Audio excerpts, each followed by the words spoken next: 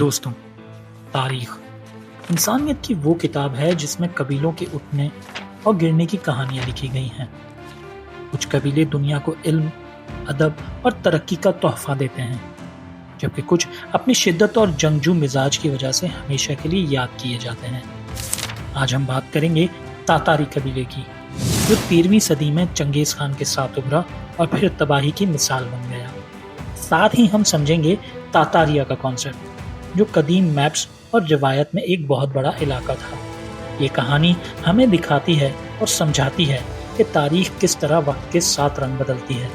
Video میں آگے بڑھنے سے پہلے آپ تمام لوگوں سے گزارش ہے کہ ہمارے چینل کو لائک اور سبسکرائب کر لیجیے۔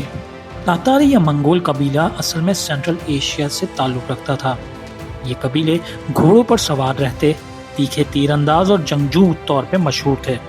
ان کا لیڈر تیموجین، جو بعد میں چنگیز خان کے نام سے مشہور ہوا، اس نے 13ویں صدی میں مختلف قبیلوں کو اکٹھا کر کے ایک بہت بڑا امپائر بنایا۔ چنگیز خان نے اپنے قانون، جسے یاسا کہا جاتا تھا، اس کے ذریعے ڈسپلن پیدا کیا اور اپنی فوج کو دنیا کے سب سے طاقتور لشکروں میں تبدیل کر دیا۔ تاتاری جنگ میں بہت بے رحم تھے۔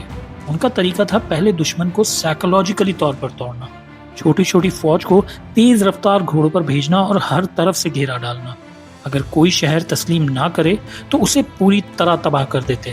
ان کا ایک مشہور جملہ تھا، اگر دشمن سمجھدار ہے تو ڈر سے تسلیم کر لے گا، ورنہ ہم اسے تباہی کے ذریعے سبق سکھائیں گے۔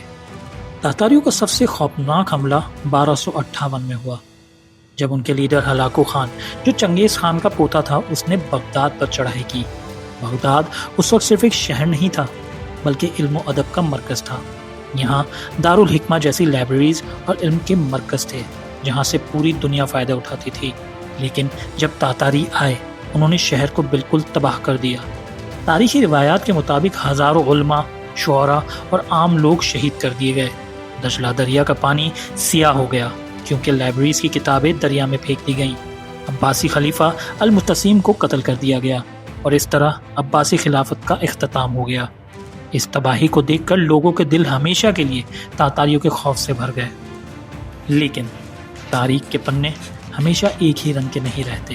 کچھ ہی عرصے بعد جب تاتاری قبیلے مختلف مسلم علاقوں میں بسنے لگے تو ان میں سے بہت سے لوگ اسلام سے متاثر ہو کر مسلمان ہو گئے۔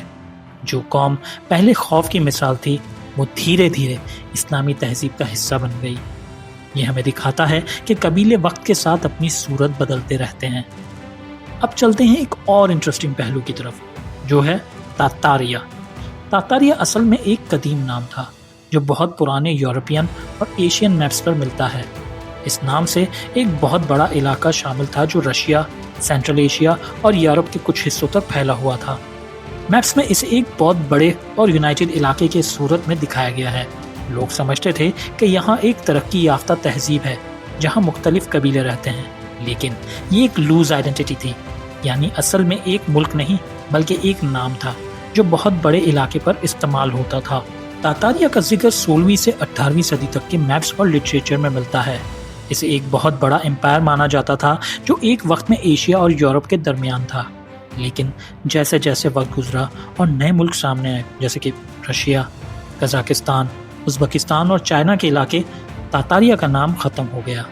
آج ہم اسے ایک تہذیب کے طور پر نہیں بلکہ صرف ایک قدیم ہسٹوریکل ٹرم کے طور پر یاد کرتے ہیں۔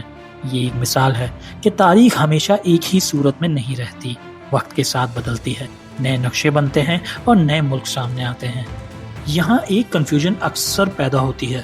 لوگ تاتاری قبیلے اور تاتاریہ کو ایک ہی سمجھ لیتے ہیں، لیکن اصل میں بہت فرق ہے۔